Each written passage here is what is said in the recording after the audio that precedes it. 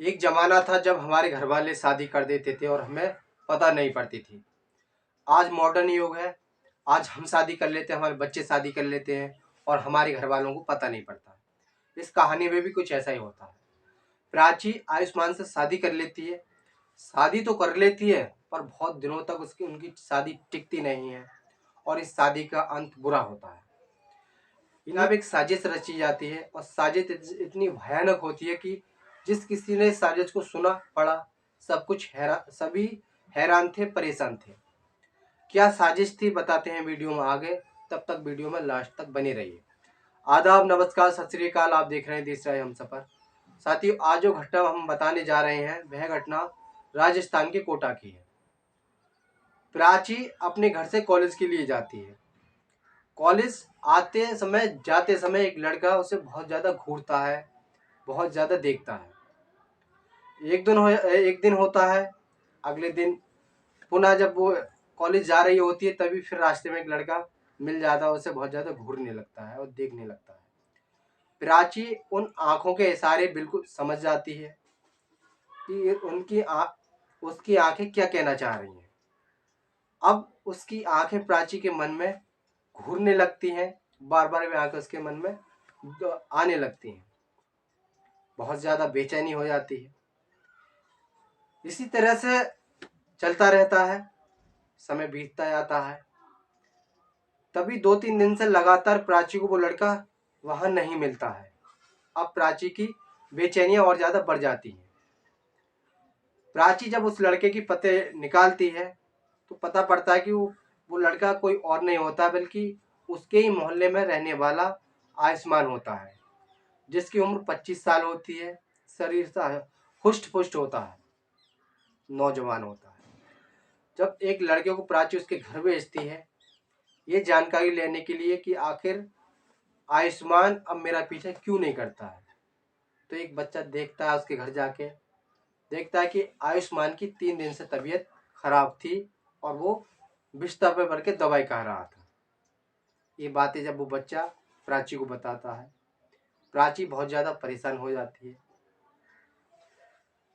Prachi God से pray करती है कि आयुष्मान जल्दी से जल्दी ठीक हो जाए और हम पुनः उसी स्थिति में चलें जो अब जिससे तबीयत खराब होने से पहले हम एक दूसरे को देखते थे। आयुष्मान ठीक हो जाता है। अब आयुष्मान जो पहले की तरह फिर वहीं पर खड़ा होने लगता है और प्राची को आते जाते समय घूरने लगता है। अब आयुष्मान ने सोचा कि क्यों ना अपनी दिल की बात की जाए। अब इस तरह से काम नहीं चलेगा, आपकी अपने दिल की बात बतानी पड़ेगी। तभी आयुष्मान एक लेटर लिखता है और लेटर में लिखता है कि प्राची, तुम मुझे बहुत ज़्यादा पसंद हो और मैं तुमसे प्यार करता हूँ, तुम्हारे बगैर जी नहीं सकता। इस तरह की बात लिखी होती है और कहता है कि अगर तुम्हें भी मुझसे प्यार है तो इस लेटर के दूसरे पेज पर मुझे अपना रिस्पॉन्स, अपना उत्तर लिखकर जरूर देना। प्राची जब पढ़ती है उस लेटर को तो खुश हो जाती है और अपने दिल की बात भी उस लेटर पर लिख देती है। लिखकर वो आयुष्मान को दे देती है। आयुष्मान जब उस लेटर को पढ़ता है तो बहुत ज़्यादा खुश होता है।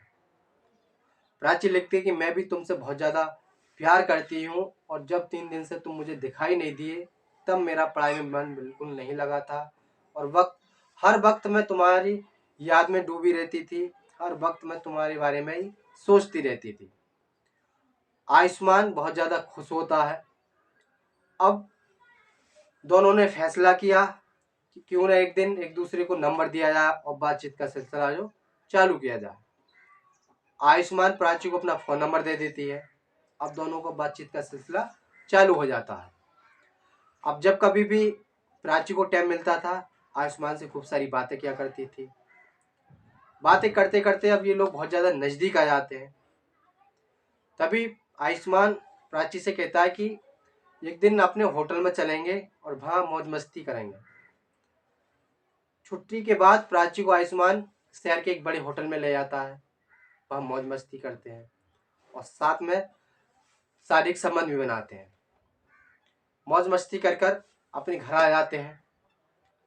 तभी इस जानकारी को प्राची के घर वालों को लग जाती है कि प्राची का किसी लड़के के साथ अफेयर चल रहा है। अब प्राची की पढ़ाई पर, उसके कॉलेज पे आने जाने पर पाबंदियां लगा देते हैं।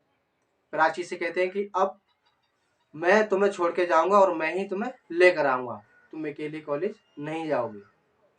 अब पिताजी उसे कॉलेज छोड़न जाते थे और कॉलेज से वापस घर लाते थे।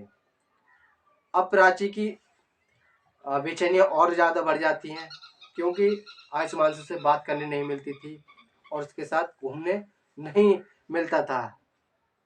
अब बहुत ज्यादा परेशान हो जाती है। कुछ दिन तक ऐसा ही चलता रहता है।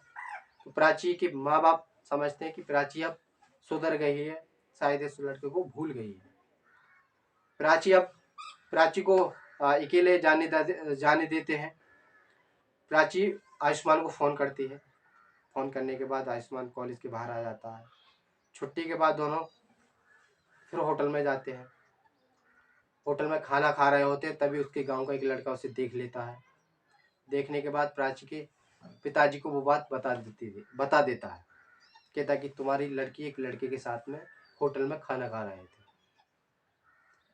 इस बात को बहुत ज़्यादा बुरा लगता है उन्हें, और वे तुरंत अपनी गाड़ी में लाइसेंसी बंदूक रखकर अपने 4-5 लड़कों के साथ में शहर की तरफ निकल जाते हैं। हर जगह देखा जाता है, पर प्राची और आयुष्मान हाथ नहीं आते हैं। तभी घर की तरफ आ रहे होते हैं, तभी प्राची आयुष्मान के साथ मिल जाती है। रास्ते में गाड़ी रोककर आयुष्मान की बहुत ज़्यादा मारपीट करते हैं, पिटाई लगाते हैं। प्राची के पिताजी का गुस्सा इतना बढ़ जाता है कि वो घर से अपने गाड़ी में जाते हैं और गाड़ी में से अपनी लाइसेंसी बंदूक निकालकर दोनों में गोली मार देते हैं। गोली दोनों के सीने में लगती है और दोनों वहीं गिर जाते हैं, वो उनकी वहीं मौत हो जाती है। प्राची के पिता और उनके साथ जो लड़के थे वे उन्हें वहीं छोड़कर अपने घर आ जाते हैं, भाग आते हैं। पुलिस को कुछ राहगीर पुलिस वालों को सूचना देते हैं। पुलिस मौके पर पहुंच जाती है। मौके पर पहुंचने के बाद दोनों बॉडी को पोस्टमार्टम के लिए भिजवा दिया जाता है। आसपास छानबीन की जाती है कि कहीं ऐसा कोई सुराग तो नहीं है जो कि कातिलों तक पहुंचा है। जो राहगीर चल रहे होते हैं वो बता देते हैं कि खून करने वाला कोई और नहीं था, बल्कि प्राची के माँ बाप थे और उनके साथ वो कुछ और लड़के थे। प्राची के पिता को गिरफ्तार कर लिया जाता है। गिरफ्तार करने के बाद में उन्हें जेल में डाल दिया जाता है। साथियों, अगर प्राची के पिता चाहते तो दोनों की शादी करा देते और दोनों साथ में अच्छा जीवन जीते, पर उनने अपनी आन और बान की खातिर दोनों को गोली मार दी। क्या उनका फैसला उचित था? मेरी नज़र में तो गलत था। शायद अब प्राची के पिता भी जेल में रहेंगे। प्राची और आयुष्मान इस जहां से अलविदा कह चुके हैं। कहानी को सुनाने का मतलब किसी को परेशान करना नहीं है, किसी का दिल दुखाना नहीं है। कहानी को सुनाने का मतलब आपको सजग करना, आपको जागरूक करना है। आप कहीं भी रहें, सुरक्षित रहें, सावधान रहें, अपना परिवार का ध्यान रखें और देखते रहें देशराज हमसफर। सबक एक को सीख हम सबको। जय हिंद, जय भारत।